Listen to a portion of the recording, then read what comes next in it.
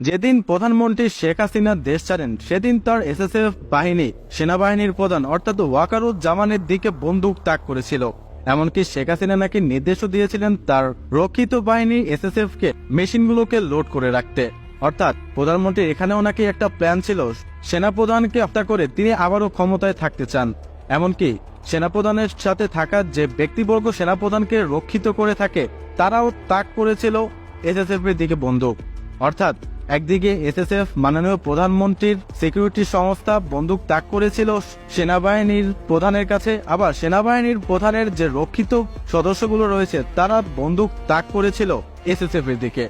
এমন একটা audio record ইতিমধ্যেই ভেসে এসেছে। কিন্তু প্রকৃতপক্ষে সেদিন ওয়াকারুজ্জামানের ঠান্ডা মাথার বুদ্ধির কারণে বাংলাদেশ আজকে এতটা পরিবর্তনশীল। আর এই ঘটনাটা যদি আপনি জানেন তাহলে আপনি নিজেও কিন্তু তার ফ্যান হয়ে যেতে বাধ্য হবেন। সেনাবাহিনী প্রধান অর্থাৎ ওয়াকারুজ্জামান প্রধানমন্ত্রী শেখ হাসিনার কিন্তু বেশ আত্মীয় ছিল, কিন্তু তিনি সেদিন ঠান্ডা মাথায় এমন একটা কথা বলেন যার কারণে দেশে এত বড় একটা পরিবর্তন ঘটেছে। অনেকে আশা করেছিল সেনাবাহিনীর প্রধান ওয়াকারুজ্জামান যেহেতু আওয়ামী লীগের আত্মীয় হয় কিংবা প্রধানমন্ত্রীর আত্মীয় ছিল, সেক্ষেত্রে তিনি মনে হয় তেমন কিছুই করতে পারবেন না। শেখ হাসিনা দেশ ছাড়ার আগে ওয়াকারুজ্জামান সহ আরো 3 বাহিনীর প্রধানের সাথে একটি বৈঠক আলোচনা হয়। প্রথমে শেখ হাসিনা নাকি ওয়াকারুজ্জামানকে বলেছিলেন, আপনারা কেন কিছু করতে পারছেন না, লাগলে 5-10 হাজার ফেলে দিন, অর্থাৎ স্টুডেন্ট কিংবা জনতার কথা বলা হয়েছে। কিন্তু ওয়াকারুজ্জামান বলেন এখন অনেক দেরি হয়ে গেছে, তাই চাইলেও কিছু করা সম্ভব না। ঠিক সেই মুহূর্তে শেখ রেহানাকে অনরুমে পাঠিয়ে দেওয়া হয় এবং প্রধানমন্ত্রী শেখ হাসিনা তৎকালীন সময়ে তার ছেলে জয়কে ফোন দেয়। জয় ওয়াকারুজ্জামানকে বলে, আমি তোর বউ বাচ্চাকে দেখে নেব, আমার মাই তোকে আজকে এই পর্যন্ত এনেছে, তুই কিভাবে ভালো থাকতে পারবি সেটাও আমি পরবর্তীতে দেখব। ওয়াকারুজ্জামান জয়কে বলেন, জয় আপনি শান্ত হন, পরিস্থিতি নিয়ন্ত্রণের বাইরে চলে গেছে, এখন আপনার মায়ের হাতে দুইটাই অপশন রয়েছে, একটা হচ্ছে তাকে পদত্যাগ করতে হবে, অন্যথায় তাকে দেশ ছেড়ে পালাতে হবে।